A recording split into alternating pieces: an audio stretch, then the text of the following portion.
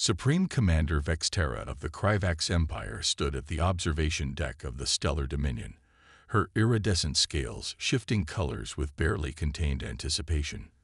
The massive warship, along with 50 others in her fleet, had just entered the Sol system's outer boundary. Their arrival would mark the beginning of another glorious expansion for the Empire, or so she thought. "Status report," she commanded, her secondary breathing chambers expanding with authority. First Officer Rietl's tentacles danced across the holographic interface. "The primitive detection systems of the humans show no sign of noticing our presence, Supreme Commander. Their primary defense fleet appears to be gathered around their third planet, as expected from our long-range observations." Vexterra's mouthparts curved into what her species considered a smile. For 3 standard cycles, the Empire had studied this isolated civilization. The humans had barely established colonies on their neighboring planets. Their ships still relied on chemical propulsion for most maneuvers, and their weapons systems appeared to be based on crude projectile technology. They were perfect candidates for protective integration into the Empire. "Their response to our initial contact request?" she asked, already knowing the answer. "They've accepted, Supreme Commander. Their Leadership Council will meet with us at their orbital station designated Unity Point." Rietl paused, his sensory stalks twitching. "Though there is something unusual in their communication patterns." "Elaborate." "They seem amused. The linguistic analysis suggests undertones of entertainment rather than the expected fear or awe." Vexterra dismissed the concern with a wave of her primary manipulator. "Likely a misinterpretation. These species often display inappropriate emotions when faced with situations beyond their comprehension." The human orbital station grew larger in their view screens. It was an ungainly thing, all sharp angles and exposed support structures, so different from the elegant biomechanical architecture of Kryvax vessels. Small craft buzzed around it like insects, following predictable patterns that spoke of rigid, unimaginative minds. "Prepare the diplomatic party," Vexterra ordered. "Full ceremonial display. Let them see the glory of the Empire in all its splendor." As her crew rushed to comply, a message arrived from the human station. The translation matrix processed it quickly. "Welcome to Unity Point. Please proceed to Docking Bay 7. And do watch out for the maintenance drones. They're a bit enthusiastic today." "Enthusiastic drones?" Rietl questioned. "Irrelevant," Vexterra declared. "Begin docking procedures." The diplomatic party assembled in the airlock chamber. 12 of the Empire's finest warriors in ceremonial armor that doubled as battle suits, and Vexterra herself in the traditional regalia of a Supreme Commander. The armor's neural interfaces hummed to life, connecting each warrior to the ship's combat systems. It was standard procedure, even for diplomatic missions. The Empire hadn't survived for 10 millennia by being careless. As they walked through the human station's corridors, Vexterra found herself increasingly puzzled. The station's interior was a maze of exposed pipes, hanging cables, and seemingly random access panels. It violated every principle of defensive architecture she knew. Yet the humans they passed seemed perfectly at ease, some even smiling and nodding at the towering Kryvax delegation. They were led to a large, circular chamber. Around a central table sat representatives from various human nations, all watching the Kryvax delegation with expressions that Vexterra's cultural database struggled to categorize. Supreme Commander Vexterra, a human female, stood, her dark skin contrasting with the white uniform she wore. "I'm Admiral Helena Chen of the United Earth Defense Force. Welcome to Unity Point." Vexterra performed the ceremonial greeting, her armor sensors automatically scanning the room. The results were bewildering. The chamber appeared to have no defensive systems at all. Either the humans were foolishly trusting, or she pushed the thought aside. They were here to deliver the Empire's traditional offer: submit and be protected, or resist and be conquered.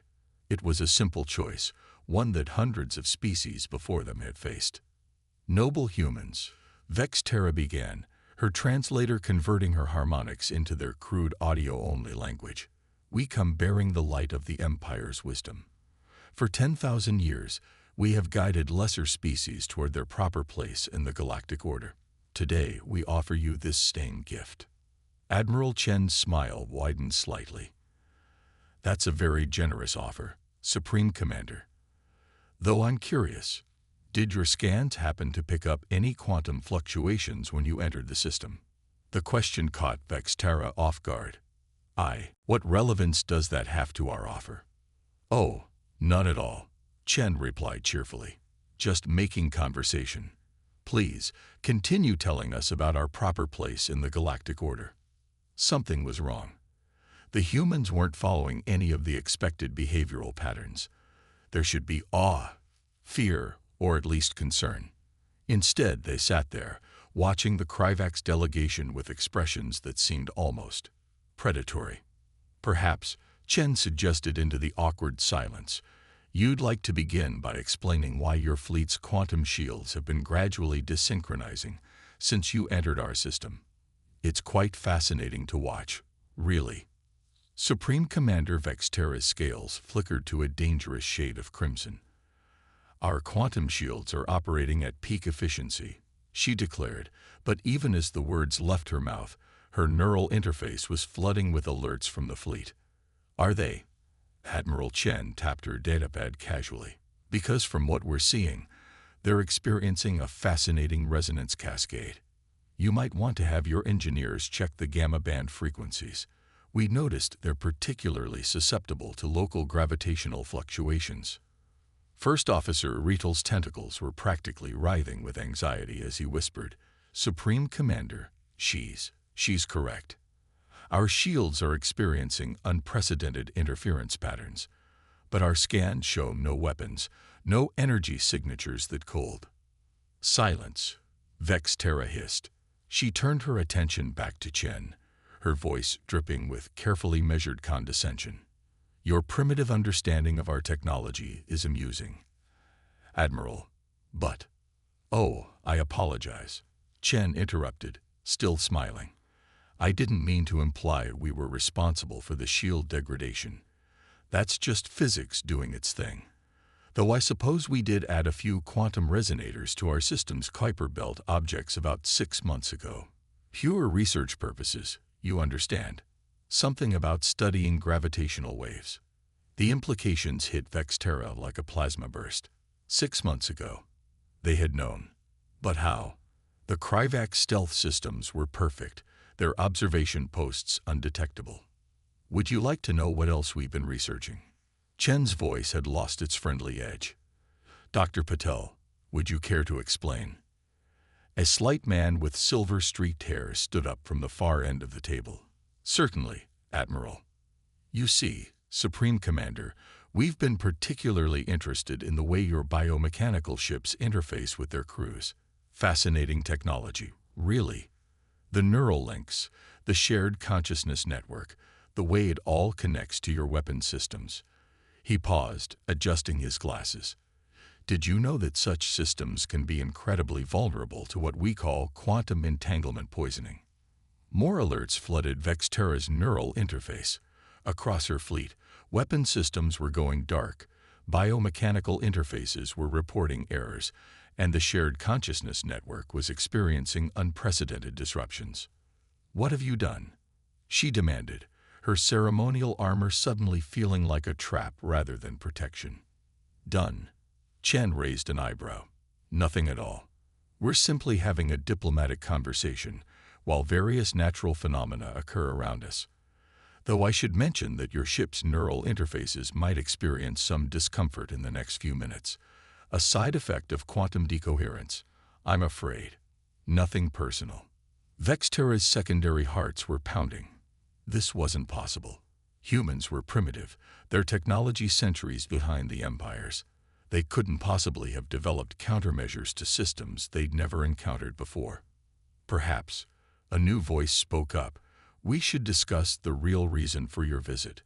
A tall woman with artificial cybernetic augmentations visible along her temples stood.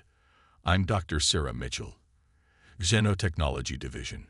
We've been looking forward to this meeting for quite some time. Looking forward. Reitel's translator struggled with the idiom. Of course, Mitchell smiled, her cybernetic implants gleaming. You didn't think those observation posts you planted at the edge of our system were actually undetected, did you? They've been feeding you exactly what we wanted you to see. Quite convenient. Really, gave us time to prepare properly. The room's temperature seemed to drop several degrees. Vexterra's mighty empire, masters of stealth and deception, had been played like novice space cadets. I don't understand, Vexterra found herself saying, her proud stance faltering slightly. Your ships, your weapons, are exactly what we needed you to think they were. Chen finished for her. You see, Supreme Commander, humanity learned a very important lesson from our own history. Sometimes the best defense isn't a show of force, but allowing your opponent to underestimate you completely. Dr. Patil cleared his throat. I believe your fleet's primary systems should be finishing their quantum cascade failure right about now. As if on cue, Vexterra's neural interface went completely dark. Around the table, the human representatives continued to smile those predatory smiles. Now then, Admiral Chen leaned forward, her expression suddenly serious. Shall we discuss the real terms of our species' future relationship? I believe you'll find our counteroffer quite interesting. 3 days after the disastrous first contact at Unity Point, Supreme Commander Vexterra stood before the Kryvax High Command's holographic projection in her command center. Her scales had taken on a muted gray tone, a sign of deep distress in her species. You mean to tell us, High Commander Zexcon's massive hologram loomed over her, that not only did the humans neutralize our entire diplomatic fleet systems, but they did so without firing a single shot. They had prepared for us, Vexterra replied, fighting to keep her voice steady. Somehow, they detected our observation posts, fed us false information, and developed countermeasures to our technology before we even arrived. Impossible, another High Commander thundered. Our stealth technology is perfect. Evidently not, Vexterra said dryly, her recent humiliation making her bold. They'd been studying us while making us think we were studying them. The High Command chamber erupted in angry chittering before Zexcon raised a primary limb for silence. Very well. We shall respond with overwhelming force. I am dispatching the first strike fleet, 3,000 warships, our finest warriors. We shall show these humans the price of their insolence. Vexterra's scales rippled with unease. With respect, High Commanders, I don't believe. You have lost the right to believe anything. Supreme Commander, Zexcon cut her off. You will observe and learn as a real military commander shows you how to handle primitive species. 2 weeks later, Vexterra watched from her restored command ship as the first strike fleet emerged from hyperspace at the edge of the Sol system. Supreme Commander Kexthal, a legendary warrior who had conquered 17 star systems, led the massive armada. Supreme Commander Vexterra. Kexthal's hologram appeared on her bridge, his scales shimmering with confidence. Watch carefully. This is how the Empire deals with upstart species. The fleet began its advance toward Earth, their formation perfect, their weapons charged. Vexterra noticed something odd almost immediately. There was no response from the humans. No ships moved to intercept them. The orbital stations didn't power up their defenses. Even the quantum interference that had disabled her fleet was absent. They cowered before our might, Kexthal declared triumphantly, as all primitives eventually do. Vexterra wasn't so sure. Supreme Commander Kexthal, don't you find it strange that? Her warning came too late. The space around the first strike fleet suddenly filled with thousands of small objects, barely larger than escape pods, previously hidden by some cloaking technology far superior to anything the Kryvax possessed. What are those? Kexthal demanded. His answer came in the form of a transmission from one Admiral Chen, whom Vexterra had hoped never to hear from again. Supreme Commander Kexthal, welcome to Sol. I see you've noticed our drone fleet. We call them Remoras, after a small earth fish that attaches itself to larger creatures. Fascinating species. These ones are particularly interested in your ship's quantum cores. The small devices attached themselves to Kryvax ships before anyone could react. Instead of explosions or weapon fire, there was simply nothing. Ship after ship went dark, their quantum cores somehow instantly deactivated. Impossible, HFY roared. Our cores air, protected by quantum shields operating on 7-dimensional frequencies. Chen's voice was almost cheerful. Yes, they were. Until our remeras synchronized with them and induced a cascading quantum collapse. Really, you should be proud. Your technology inspired us to completely revolutionize our understanding of quantum mechanics. We couldn't have done it without those observation posts you so kindly provided. Vexterra watched in horror as the mighty First Strike fleet died without firing a single shot. The few ships that managed to launch fighter craft found themselves engaged by human vessels that seemed to appear from nowhere, using weapons that simply ignored Kryvax shields as if they didn't exist. Did you really think, Chen continued, that a species that had survived its own brutal history, that had clawed its way into space despite overwhelming odds, would just roll over for your empire? We've been fighting ourselves for millennia. It's made us very, very good at warfare. A new hologram appeared. Dr. Mitchell from the Cybernetics Division. Oh, and Supreme Commander Kexthal. Those biomechanical interfaces you're so proud of. They're about to experience something we call a feedback loop. I'd power down your neural links if I were you. Otherwise, the next few minutes are going to be rather unpleasant. The screams of thousands of Kryvax warriors echoed through the command network as their neural interfaces overloaded. Vexterra watched as the pride of the Empire, 3,000 of their most powerful warships, drifted powerless in space. Now then, Admiral Chen's voice was steel wrapped in silk. Perhaps we can discuss more reasonable terms for our future relationship. And this time, let's skip the part where you pretend to be vastly superior beings, shall we? The grand war chamber of the Kryvax Empire had never been so quiet. Vexterra stood before the assembled high command, no longer a disgraced commander, but now their foremost expert on human warfare. The holographic displays showed the aftermath of humanity's latest victory, the liberation of 3 systems that had previously been under Imperial protection. They're using our own ships against us now, she reported, her scales a thoughtful blue-green. But not in any way we would have conceived. They'd stripped them down, reconfigured them, combined them with their own technology in ways our engineers insist should be impossible. Blasphemy. High Commander Zexcon's scales flashed with rage. Our biomechanical ships are perfect expressions of 10,000 years of engineering. Perfection, Vexterra replied quietly, is apparently less useful than adaptability. The display shifted to show a human warship, or rather what their sensors claimed was a human warship. It appeared to be cobbled together from parts of at least 3 different species technologies, including salvaged Kryvax components. It looked ungainly, almost crude, yet it had just decimated an Imperial battle group. They don't think like us, Vexterra continued. Where we see a quantum core as a power source, they see it as a potential weapon. Where we perfect a single approach over centuries, they try 1,000 different approaches in months. They fail constantly, but they learn from each failure.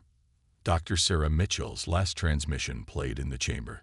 Thanks for the quantum cores, by the way. We never would have thought of using them as dimensional anchors if you hadn't so kindly demonstrated their stability matrix.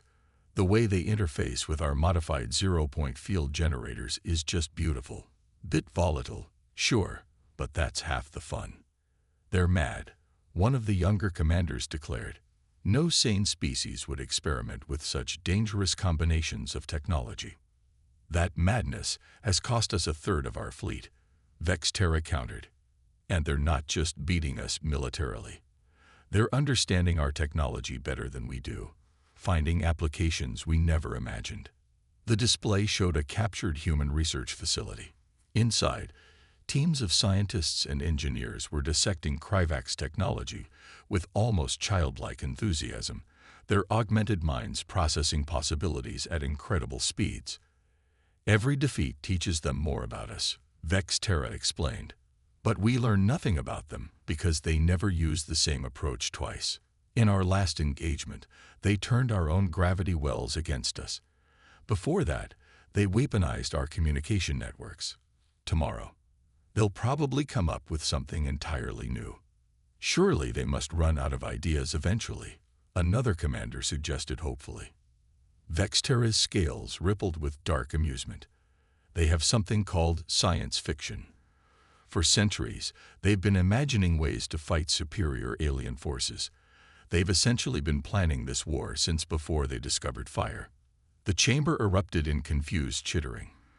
The concept was almost impossible for the Kryvaks to grasp, using pure imagination to prepare for future conflicts. Their Admiral Chen sent me what she called a reading list after our last battle. Vex Terra continued. Works of fiction from their history. Stories about humans fighting superior alien forces. Some of their actual strategies came directly from these imaginary scenarios. They've been rehearsing this war in their minds for generations. She gestured to a new display showing human educational facilities, and they're teaching our technology to their children, not as something to be revered and preserved, but as something to be questioned, taken apart, improved upon. Their young ones are already designing improvements to systems we haven't modified in centuries. Then we must strike at these facilities, Zex Khan declared. Destroy their ability to learn and adapt. We tried that, Vex Terra reminded him. They had evacuated all their research centers to underground facilities we still can't locate, and the attack only convinced their civilian scientists to start working on military applications.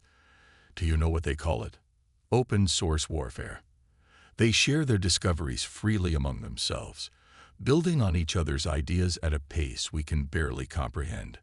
A final hologram appeared, a simple human classroom where children were casually disassembling a captured Kryvak's neural interface. This is what we're truly fighting, Vex Terra said softly. Not their weapons or their ships, but their endless capacity to learn, adapt, and imagine new possibilities. We thought we were the galaxy's greatest teachers, but we have become their unwilling students. 6 months after her presentation to the High Command, Supreme Commander Vex Terra stood on the observation deck of Unity Point Station, watching Earth's sunset with her former enemy, Admiral Chen. Her scales had taken on a new color pattern that her species had no name for, perhaps the first visible sign of how contact with humanity had changed them all.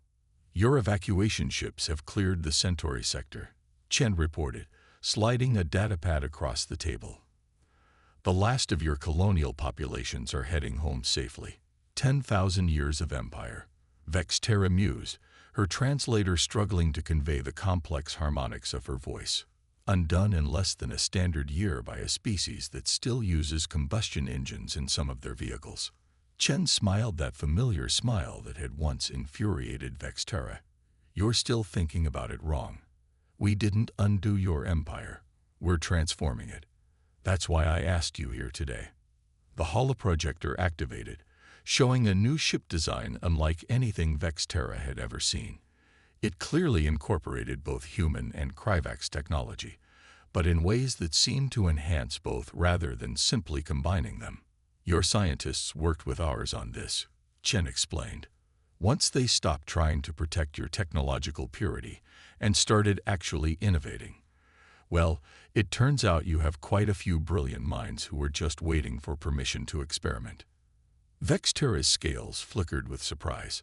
The High Command approved this. The new High Command did. The ones who realized that survival requires adaptation. Chen's cybernetic implants gleamed in the setting sun. Did you know that some of your younger engineers have started reading our science fiction? They're coming up with ideas that even we hadn't thought of.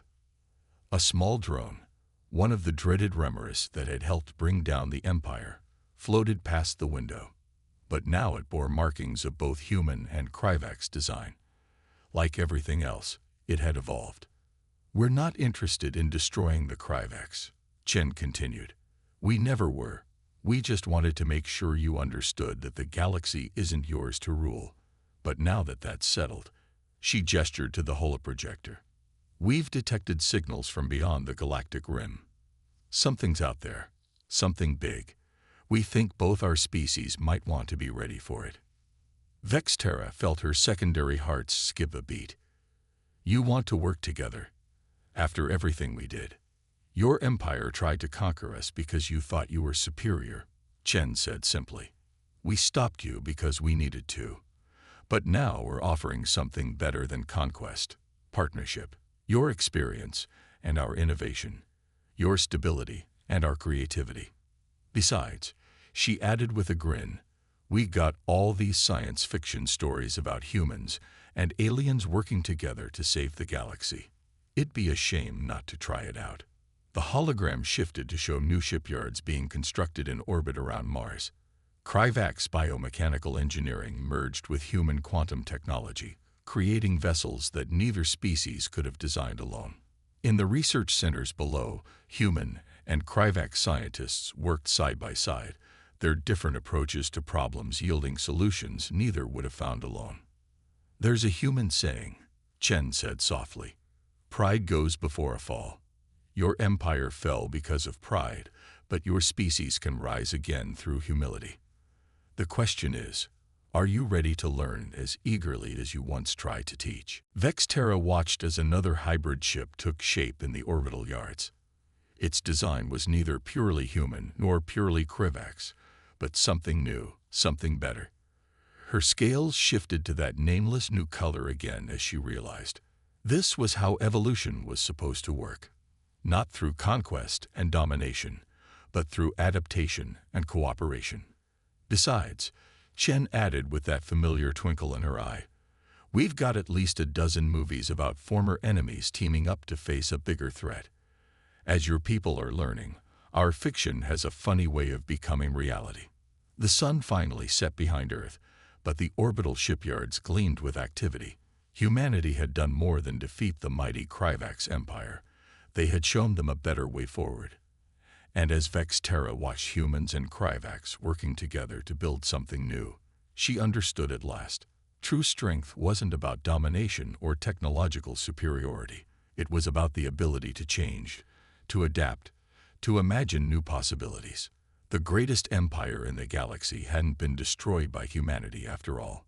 It had been transformed by them. And somewhere beyond the galactic rim, something was waiting that would put this new partnership to the test.